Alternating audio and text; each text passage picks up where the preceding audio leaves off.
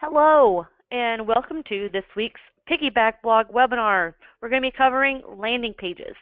This is a webinar that I said was going to be very important after last week's webinar covering the entirety of everything that Piggyback Blogs has to offer with Gravity Forms. This is putting Gravity Forms in action to gather information. As always, I'm Tracy, and I'm the success coordinator here at Brandco. I do a lot of the client support, blogging, webinars, and I do tutorial videos. So if you ever have a question, I am your go-to girl, and I want to make sure that we have all the answers that you need.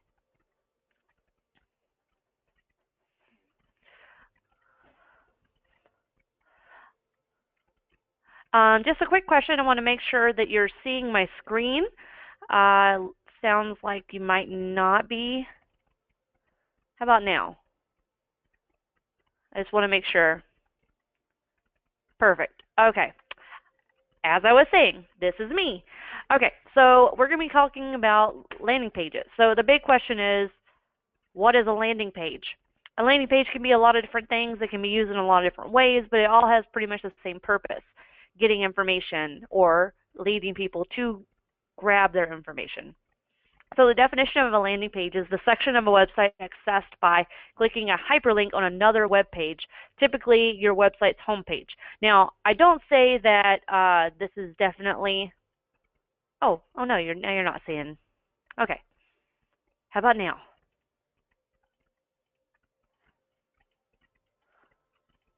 Okay. Seems like most people are able to see it now. So Jarrell, if you're not able to see, I'd probably suggest logging out and logging back in. Yeah, it seems like the majority of everybody can see my screen now.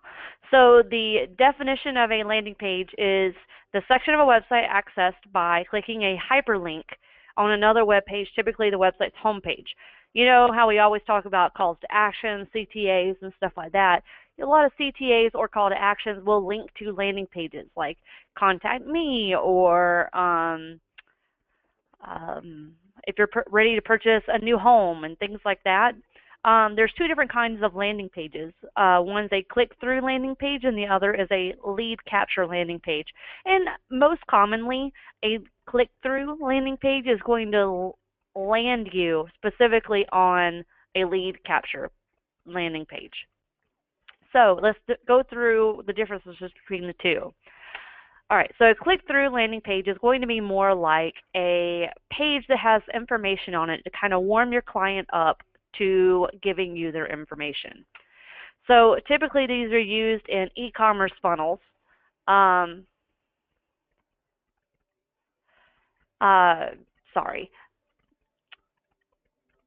that they can warm up to the possibility of purchasing something. However, we don't need them to exactly purchase something from our website. They're usually going to contact you directly in order to be able to do that because we're talking homes here. But this page will usually be a page that's part of the cycle of gathering that information. So I have an example ready to show you, and this is one of our standard refreshes, and this is Sandra DeVargas. And she and I have been working together a lot about landing pages because she has a couple of things that she's written and she wants to offer her clients easier access to get to. So on this page, there's something about, hey, deadly mistakes that you don't want to make when purchasing a home. Great thing about this page is that, there's that sense of urgency right off the bat from the title. There's something on this I definitely want to read. I don't want to make a deadly mistake when it comes to purchasing a home, so I definitely want to read all this information. So this is a great example of a click-through page because there's multiple opportunities for you to click through and gather more information. So here it's saying, number one, making an offer on a home without being pre-approved. And then you can click on the link here and go to be pre-approved. Limiting your search to open houses, ads, or the internet. You can click this button here to go and use her website to search. There's choosing a real estate agent not committed to forming a strong business relationship. She allows you to click to find out what all services she offers, as well as finding the perfect house is out there, and then she's going to her search again. So those are click-throughs that she is kind of gearing her clients to trust her more and more because of. The click down here at the bottom is what is going to lead you to the lead capture landing page that this is the click-through page for. While there's many links here, this one's the main focus on this entirety of this page, but there's a lot of opportunities for her to build up a relationship with her client, which is very important on a website, to make sure that you're able to get as much info to them to show that you know what you are talking about. All right, so let's go back to our types of landing pages. The next type of landing page is called a lead capture page. We all want lead capture pages. Since the generic go-to lead capture page is always that contact us page. Now, how often is someone going to go to your website and not read anything on it at all and then click contact us and then send you a message? Very unlikely, considering people do not use contact forms right off the bat because they're afraid of being logged into some kind of spam program. You have to build up the trust. So a lead capture page is essentially meant to provide an offer or a content kind of thing. A lead capture page is used to capture user data such as name and email address. The sole purpose of this page is to collect information that will allow you to market to and connect with the prospect at a subsequent time. So this allows you to have that information. Now, the bare minimum that you need from this person is their email address. On a lead capture form, it's very important to make sure that the length of your contact form equals the value of what they're going to be getting. So if you're taking a lot of info, you better be supplying something awesome. Examples for offers that you can suggest would be like ebooks or white papers, which is like what is offered on the page that I'm about to go back to, which is like Sandra's Only 8 Steps to a Home, which is a very nice PDF that she's able to provide to the client.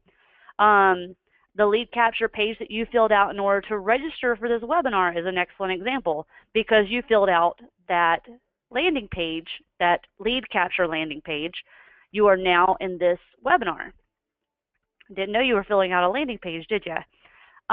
Consultation for professional services, a discount coupon or a voucher, a contest entry, a free trial, a physical gift that you're going to email them or mail them, which in that case you would obviously need to ask for their mailing address, or a notification of a future product launch. So we'll have those sometimes for custom websites, meaning if your website's like taking a while to be built, we can have a page put on your domain that says,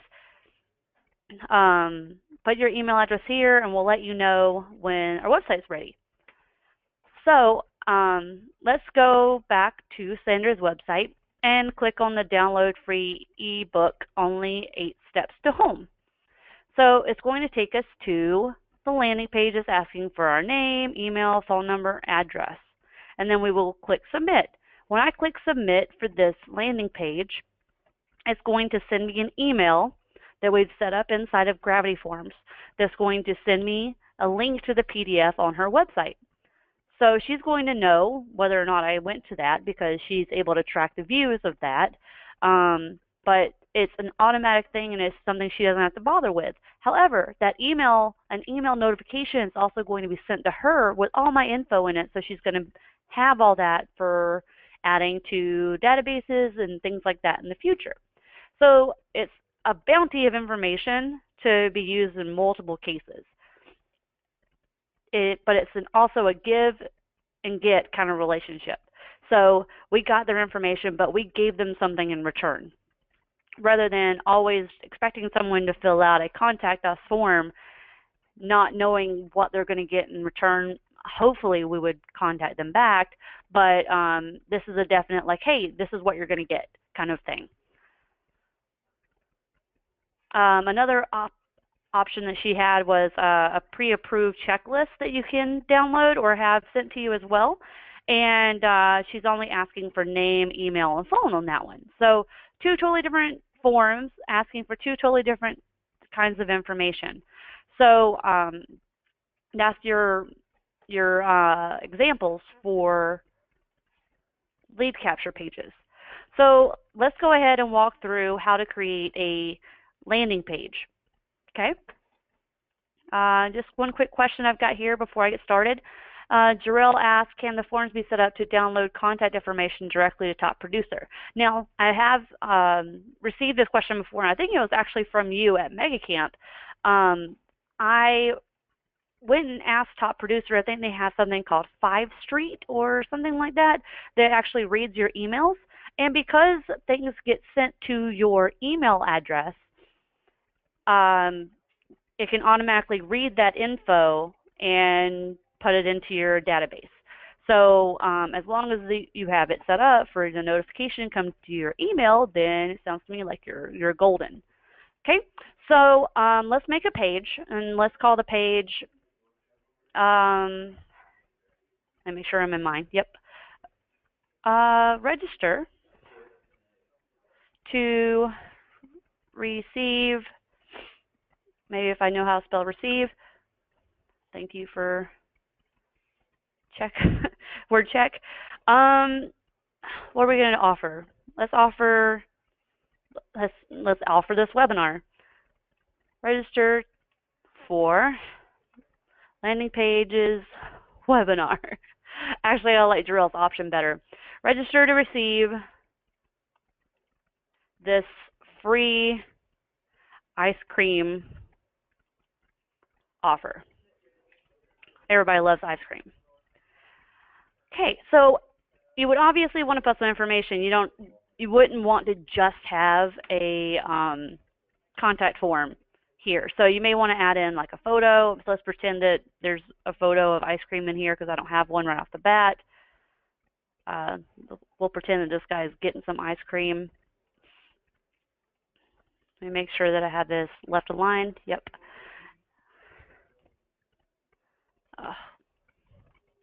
Thank you for visiting my website. I would like to offer you the opportunity to enjoy a delicious ice cream treat on me.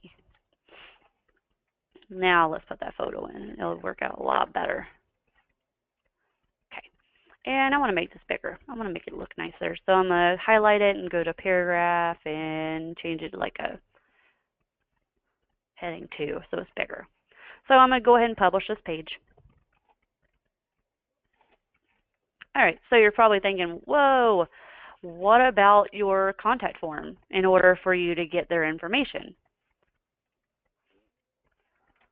Well, we've got to make that now.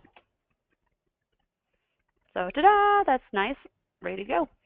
So let's go to forms. Forms, we could have clicked new form. If you don't have Gravity Forms already activated, it will be found under plugins, and all you have to do is click activate. So let's click add new, and ice cream offer. Please fill out the form below in order to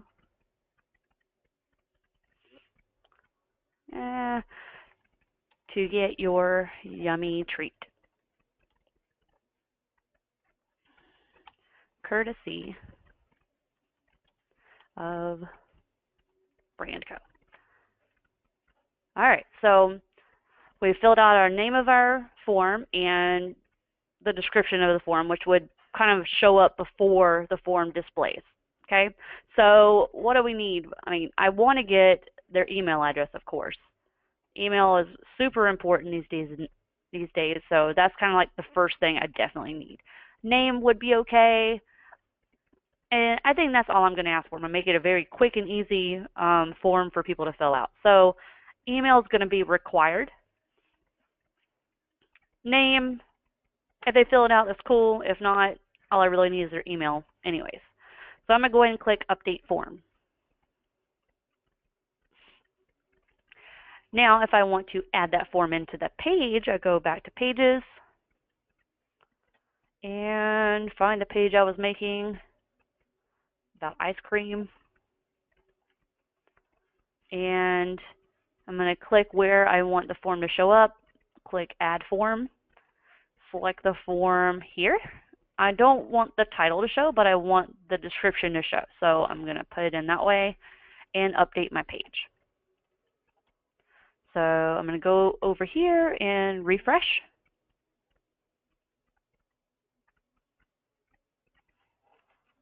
And there's our form. I probably would put a better photo here. So you know what? Let's find one real quick.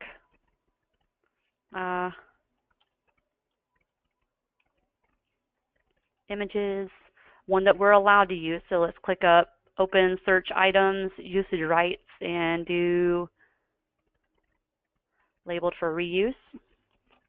So I don't know which one do I want.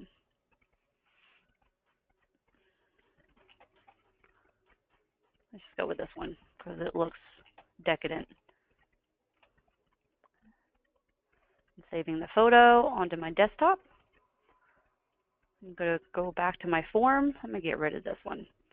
Put my cursor back where I wanted it. Add the media by clicking here. Go back to my desktop. Grab my photo. I'm going to put it back in with left alignment so that it sits to the side. And wait for it to upload. And the size should be fine. So I'm going to go ahead and click to insert into the page. And click to update.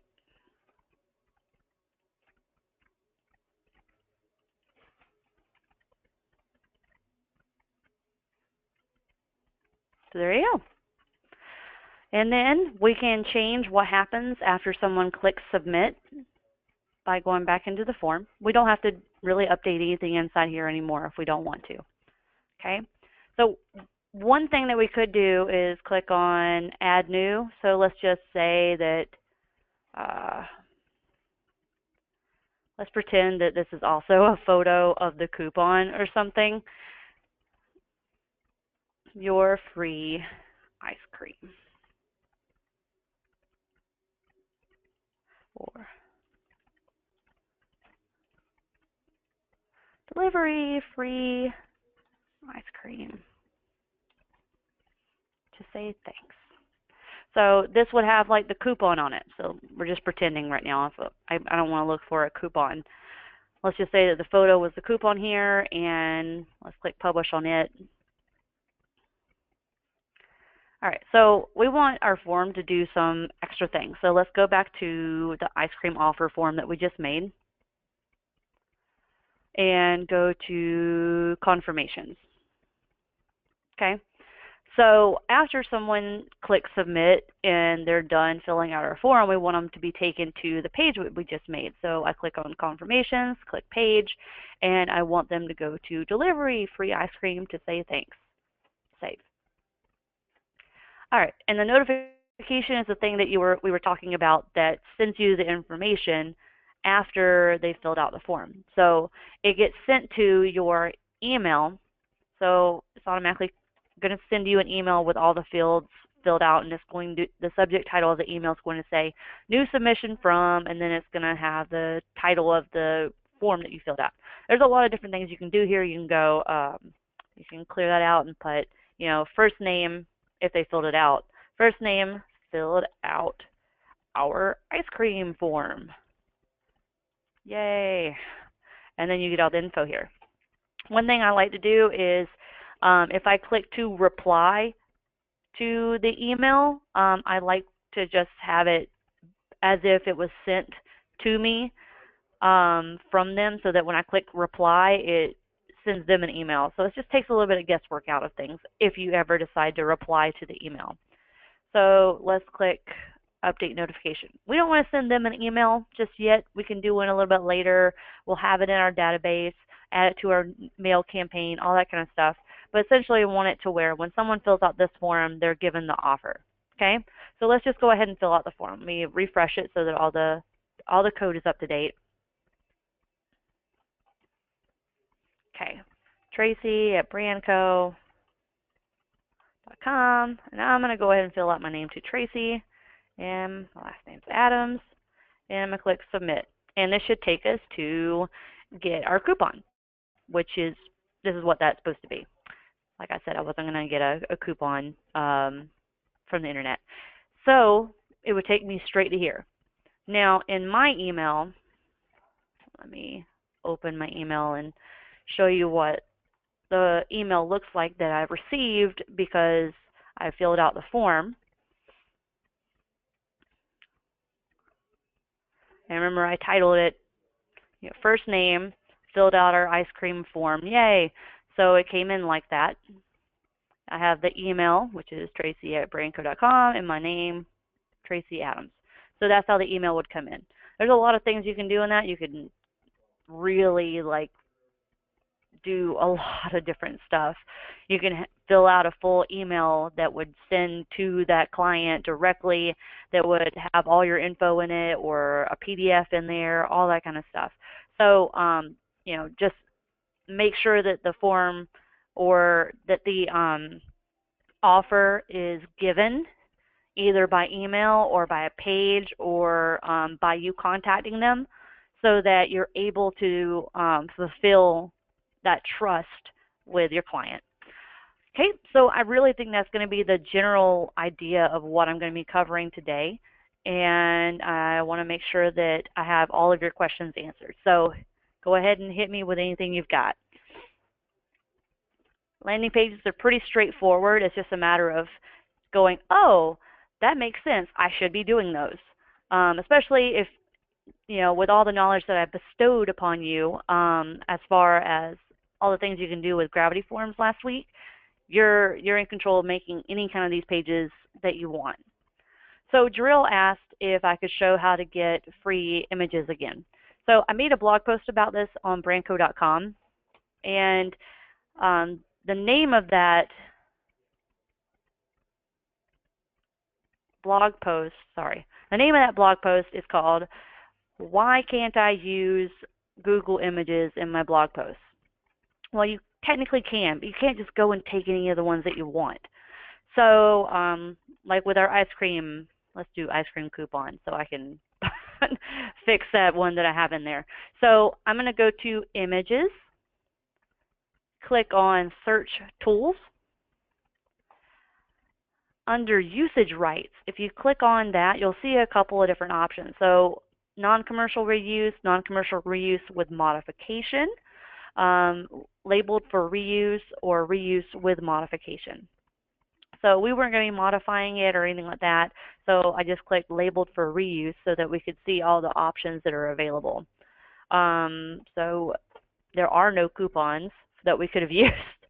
Anyways, so that's, if you want access to that blog post, if you go to brandco.com, here, I'll just go the full way. So if you go to brandco.com under About, click on Blog, you're going to find a bounty of information. Believe it or not, I write a majority of these. So all that information that I give to you in these webinars, a lot of them are all on these on our blog as well. So usually if you have an interesting question that you've posed to me, I've most likely written a blog post about it. Let me find it. Here it is. Can I use pictures from Google Images? So if you want to read through that, I definitely recommend it. It goes through pretty much everything I just talked about, but it's nice to have a written thing in case you need to refresh your memory. I'm so happy that you love the webinars too, Kathy, and I'm glad that you join us for them. Lexi asks, I don't have the forums option in my side navigation. How can I get it? All right, so I mentioned a second ago that if you do not have this forums option, what you're going to need to do is you're going to need to activate the plugins. So if you click on plugins, you're going to see a long list, and luckily they're in alphabetical order. So we're looking for Gravity Forms. If your Gravity Forms isn't activated, then you're going to see a button there that says activate. So all you have to do is click it, and then this forms option is going to pop up in your menu. If you haven't watched it yet, I do recommend it watching through last week's Gravity Forms webinar.